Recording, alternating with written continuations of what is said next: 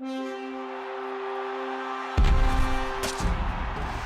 going to bring you one of our best bets for Week 12, and to go over that, I'm joined by our handicapping expert, Mike Wilkeny, and be sure to check out the Handicappers Inner Circle at our website, ProFootballWeekly.com, to see all of our picks against the spread for Week 12. And Mike, the PFW staff this week's like the Denver Broncos, 10.5-point favorites going into Kansas City to cover that spread and beat the Chiefs.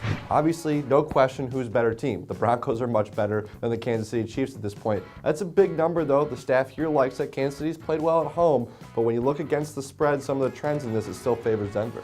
Yeah, this is just a game that I don't think sets up particularly well for the Kansas City Chiefs. We just have a lot of evidence that would suggest that they're going to have a hard time even with the number above 10 points. Now, when you look at Denver, this is a team that had covered 4 in a row before not covering last week. But again, it's a half-point non-cover. And Chargers score in the last play. Listen, this happens. All things considered, you're still a lot better off with Denver than not having Denver for most of this season. In Kansas City at home, look, this is a team they've covered 1 out of 5 games. The one was against Baltimore. They scored 6 points in that game. They're 0-5 straight up at home. Look, it's been a team that's been going in the wrong direction for a long time. A nice streak last season, about 5 in a row early in the campaign. They kind of slid at the end of last year. And this year, it's just been worse. They've only covered 3 times. When you're not covering that many numbers and you're a bad team, that means that you're just continually not meeting a lower and lower bar of expectations. That's where we are with the 2012 Kansas City Chiefs. In this game, Pitts, as you mentioned, the Chiefs, one of the coldest teams in the league with only that 1 win against the Broncos, who are one of the hottest teams in the league and looking like one of the best teams in the AFC. Denver does lose Willis McGahee, but they have plenty of weapons on offense. And when you look on the field, X's and O's, the Chiefs can be starting Brady Quinn. This matchup still does not work out well for Kansas City.